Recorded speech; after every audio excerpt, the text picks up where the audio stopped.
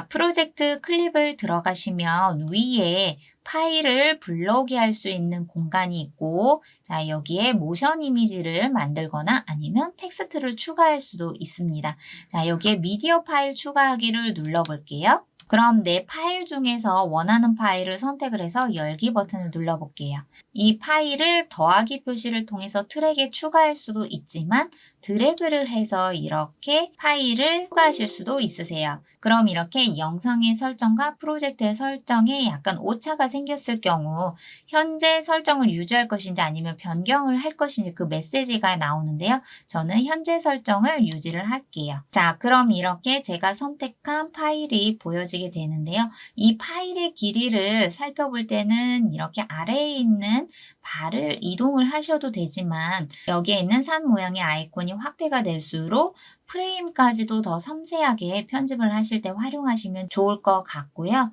자, 여기에 있는 산 모양을 축소를 하셔서 이 하나의 클립의 길이가 어느 정도인지 그것을 한눈에 보실 수 있습니다. 단 영상의 길이는 변화가 없다는 거 꼭 확인을 해주시고요. 자, 여기에 보시면 미리 보기 창이 있죠. 이 미리 보기 창은 말 그대로 내 영상을 재생을 함으로써 영상을 확인하실 수 있는 하나의 비디오 부분인데요. 자, 이 재생 헤드 옆에 보이는 이 작은 삼각형들 보이시나요? 이 재생 헤드 옆에 있는 삼각형은 자, 오른쪽에 있는 삼각형은 바로 프레임을 쪼개서 이동을 할 때 활용을 하실 수가 있으세요. 자, 여기에 보시면 맨 처음에 프레임도 0으로부터 시작을 하는데 자, 삼각형 오른쪽에 있는 걸 다음 프레임을 눌러주시면 자, 이렇게 여기에 있는 프레임이 숫자가 바뀌면서 화면의 구성 또한 미세하게 이동이 되는 거 보이시죠? 그래서 영상 편집을 디테일하게 활용하고 싶다라고 하실 때는 자, 왼쪽으로 갈수록 이전 프레임 또는 오른쪽으로 갈수록 다음 프레임을 활용하시면 좋고요. 맨 앞에 있는 삼각형 두 개는 이전 클립으로 자, 이동을 해주고 여기 오른쪽에 있는 삼각형 두 개는 다음 클립으로 재생 헤드 위치를 클립의 끝으로 이동을 하게 해줍니다. 자, 그 다음으로는 자, 카메라 모양의 아이콘인데요. 이것은 동영상을 이미지로 저장을 원할 때 선택을 해주시면 돼요. 자, 한번 해볼게요. 네, 이렇게 스냅샷 저장을 하니 어떤 파일 형태로 저희가 저장을 할 것인지 GIF 파일로도 만들 수가 있네요. 자, 원하는 파일 형식을 선택을 하고 어느 곳에 저장을 할 것인지 폴더 위치, 그리고 파일의 이름과 해상도. 자, 이 부분을 보시고 미리 보기를 하면 방금 전에 제가 이미지로 만들고자 했었던 이 영상을 확대해서 미리 보기를 하실 수가 있고요. 자, 이런 부분들을 보시고 나서 확인을 하면 제 PC에 들어있는 곰믹스 맥스라는 폴더를 클릭을 하면 방금 전에 이미지로 내보내기 한 폴더를 선택하면 여기에서 저장이 되었다는 것을 확인을 하실 수가 있으세요. 자, 그 다음은요. 볼륨 조절이에요. 자, 이 영상에 삽입되어 있는 볼륨을 저희가 이렇게 조절을 하실 수가 있으세요. 그리고 이 오른쪽으로 클립 1회 재생이라는 부분이 있죠. 재생을 한 번만 할 것인가 아니면 쌍방향으로 계속 무한 반복처럼 클립을 재생을 할 것인지 그것을 선택을 해주시면 됩니다. 그럼 저희가 이 부분까지는 해결이 되었어요. 그 다음으로는 자, 이 아래에 있는 레이어 기능들을 살펴보실 텐데요. 이 부분이 약간 헷갈리는 부분들이 있어요. 그래서 제가 그것을 간단하고 쉽게 설명을 해드릴게요. 자, 여기에 보시면 더하기 표시 있죠. 이 더하기 표시는 클립을 추가하는 부분이에요. 즉, 클립을 복사한다라는 기능으로 생각을 하시면 될 것 같아요. 더하기를 한번 눌러볼게요. 네, 그랬더니 똑같은 길이의 클립이 오른쪽에 자 똑같이 복사되어서 생성이 되었죠. 이 부분을 제가 다시 앞으로 돌리고 싶다 하면 되돌리기를 통해서 실행을 취소하시면 됩니다. 그 다음으로는 자, 선택된 클립 뒤에 추가를 한다라는 부분인데요. 말 그대로 다른 클립을 삽입을 할 때 활용하시면 좋거든요.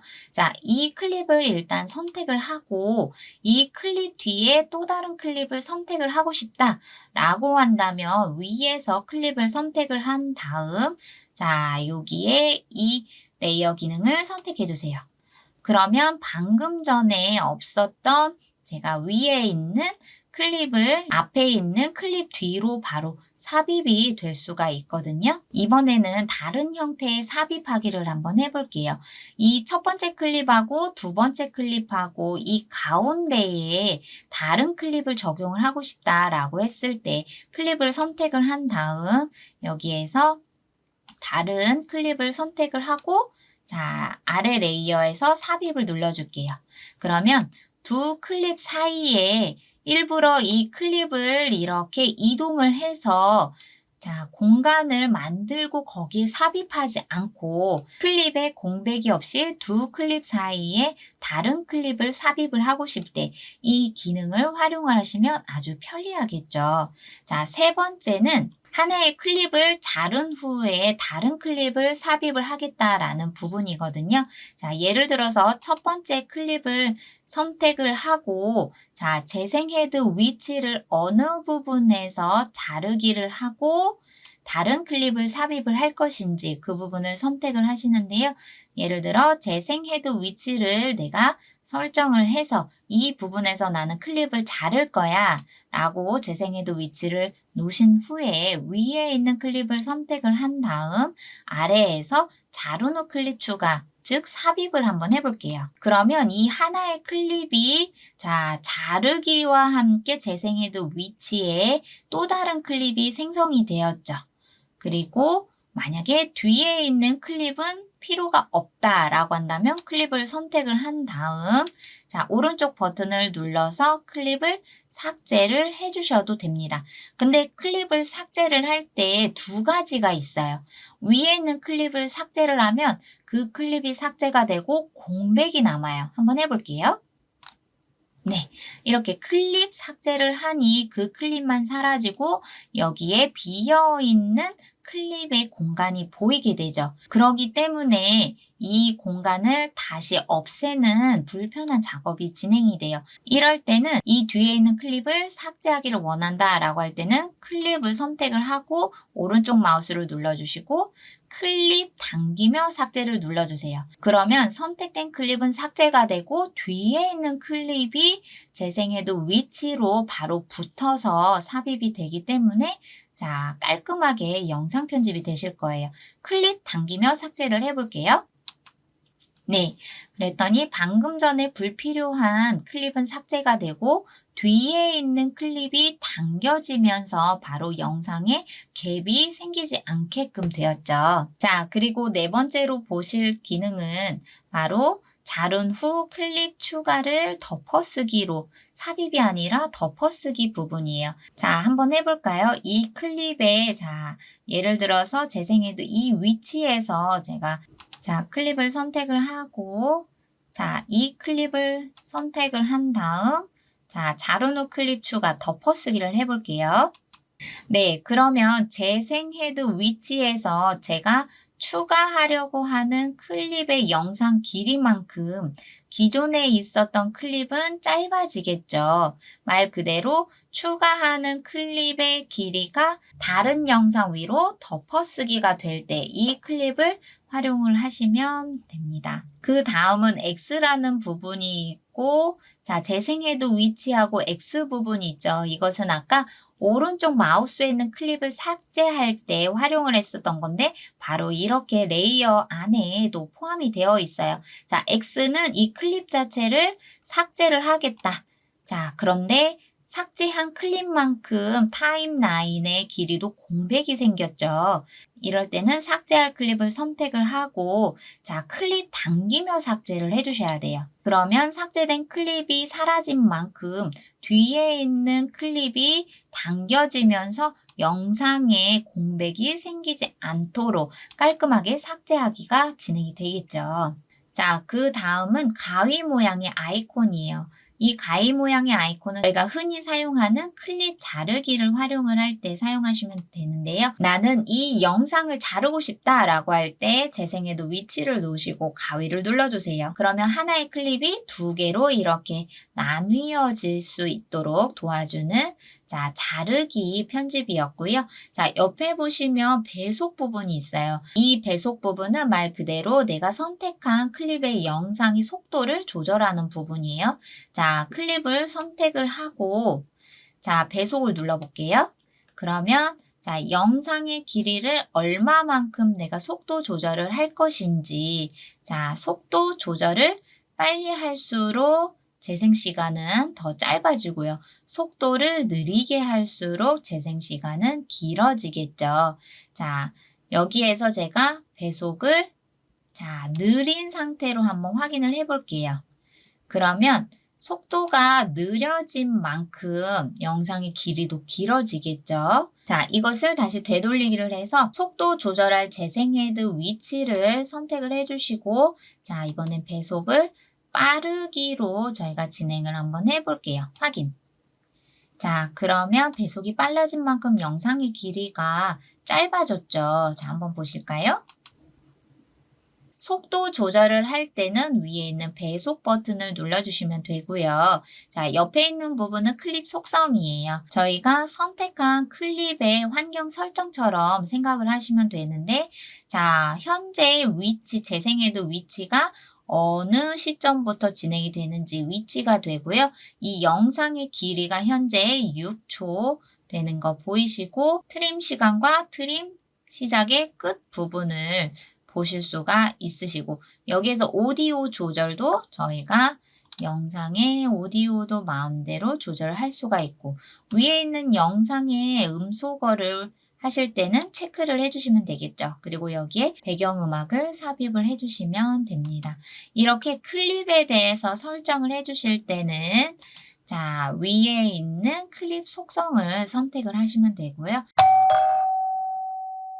그 다음으로 보실 부분은 이펙트 오버레이 속성이에요. 한번 눌러볼게요. 그런데 현재 제가 여기에 적용한 이펙트가 없죠. 그렇기 때문에 보이지가 않아요. 위에 보시면 제가 이펙트나 오버레이 이 두 가지 중에서 이 클립에 선택을 했을 때가 보여지세요. 한번 해볼게요. 이펙트를 눌러서 예를 들어서 옛날 사진 한번 눌러볼까요? 자, 그러면 이 클립을 방금 전에 제가 선택한 이펙트에서 옛날 사진 형태를 선택을 하실 수가 있고 중요한 거는 여기에서 노출과 색감의 햇빛의 노출에 따라서 약간 달라지는 듯한 빛의 노출을 선택을 하실 수가 있고 자 이렇게 더 진하게 할 것인지 아니면 연하게 회상하는 것처럼 감마 빛을 활용을 해서 노출을 할 것인지 이것을 직접 제가 원하는 색감으로 선택을 하신 다음 확인을 눌러볼게요. 자, 그리고 여기에 없었던 이펙트가 보여지는데요. 자, 한번 여기에서 이펙트 속성을 볼게요. 자, 그러면 방금 전에 제가 여기에 추가를 했었던 이펙트가 보여지시죠? 자, 위에서 이펙트를 들어가서 찾아도 되지만 현재 이 클립에 적용이 된 이펙트나 오버레이 등을 확인을 하실 때는 자, 여기에 있는 기능을 선택을 하시면 됩니다. 자, 그럼 우리 이번에는 이 클립을 한번 선택을 해볼까요? 이번에는 이 클립을 선택을 하고 오버레이를 한번 눌러볼게요. 자, 이 클립에는 경사 슬라이딩을 한번 해볼까요? 그러면 이 오버레이에 원하는 색상을 선택하실 수가 있어요. 초록색으로 한번 선택을 해보고요. 두 번째에서는 좀 색감의 구별을 위해서 보라색을 한번 해볼게요. 그리고 두께 조정도 자, 이 슬라이딩의 두께를 제가 선택을 할 수 있는데 저는 얇게 한 30으로 한번 해보고요. 그리고 기울기, 자, 그리고 패더 부분, 속도는 빠르게 할 건지 느리게 할 것인지, 자, 그리고 줌 기능도 넣을 수가 있네요. 자, 두 개 2단 슬라이드가 있고요. 투명 바탕에서도 보일 수 있게 하고 자, 모션을 어떤 형태로 보여지게 할 것인지 저는 이걸로 모션 형태를 선택을 하면 자, 방금 전에 제가 선택한 색상 그쵸? 그리고 두께와 기울기를 이렇게 한번 해볼까요? 자, 기울기를 이렇게 선택을 하고 두께도 이렇게 보니까 더 쉽게 자, 오버레이를 볼 수가 있네요. 그리고 자, 패더 부분 약간 흐림의 농도, 불투명도라고 생각을 하시면 될 것 같아요. 그리고 속도는 나중에 재생을 했을 때 볼 수가 있겠죠? 또는 반대 방향으로 색감의 반대 방향이 바뀌었죠. 또는 나는 이것을 반복적으로 계속 넣을 것인가? 그리고 투명 바탕에서도 보일 건가? 현재는 지금 뒤에 배경이기 때문에 괜찮은데 여기에서도 이 오버레이가 보일 수 있도록 내가 원하는 모션을 자, 선택을 해서 자, 확인을 눌러볼게요. 그리고 방금 전에 적용한 오버레이 기능을 확인을 해볼게요. 네. 속도가 엄청 빠르게 설정을 해놓았기 때문에 순식간에 지나갔죠. 그럴 때 속도를 좀 더 느리게 하고 싶다. 그러면 다시 클립을 선택을 하고 여기에 있는 오버레이 속성에 들어가셔서 속도를 나는 조금 더 줄여서 느리게 하고 싶다.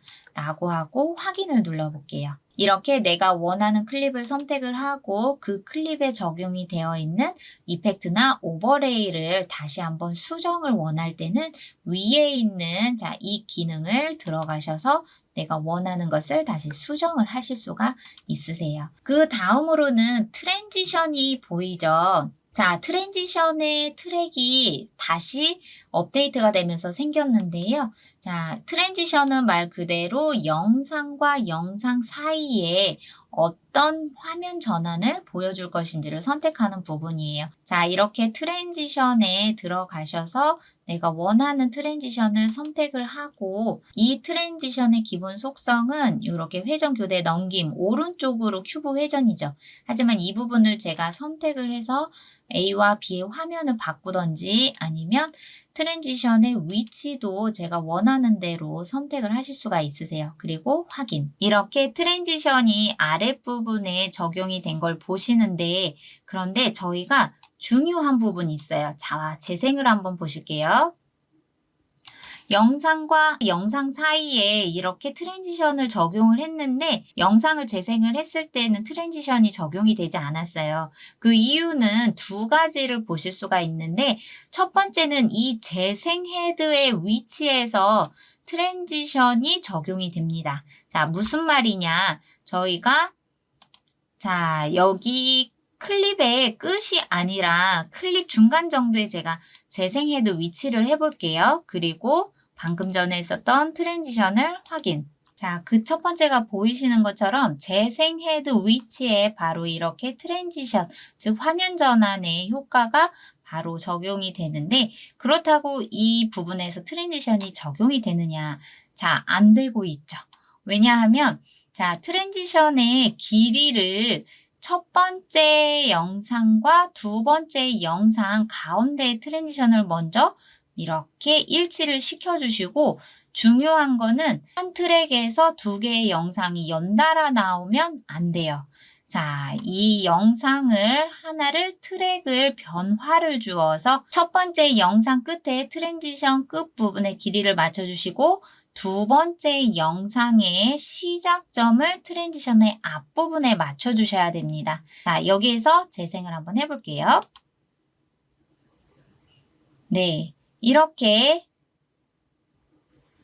네, 이렇게 첫 번째 영상의 끝과 트랜지션 끝 위치를 맞춰주시고 두 번째 시작되는 영상의 앞부분에 트랜지션의 위치를 지정을 해주셔야지 트랜지션의 효과가 적용이 됩니다. 이렇게 해서 콤믹스 맥스의 가장 기본적인 레이어들의 기능들에 대해서 같이 한번 알아보았고요.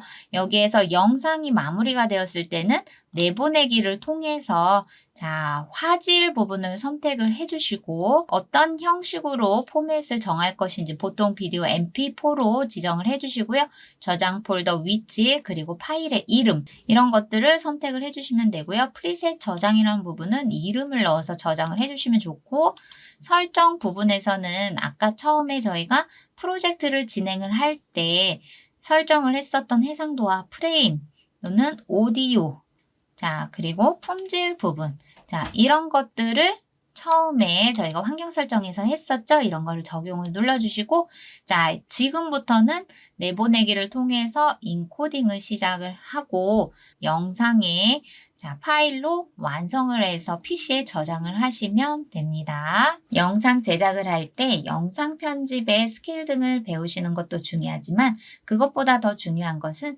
그 프로그램에 어떤 기능들이 속속이 들어있는지 그 활용하는 방법에 대해서 먼저 알고 계신다면 영상 편집의 속도를 빨리 높일 수도 있고 더 퀄리티 있는 영상 제작을 만드시는 데 도움이 되실 거라고 생각이 됩니다. 오늘은 여기에서 인사드리고 다음 시간에는 곰믹스 맥스를 통해서 화면 컷 나누기부터 다양하게 기본적인 활용법에 대해서 인사드리도록 하겠습니다. 그럼 우리는 다음 시간에 또 만나요. 안녕.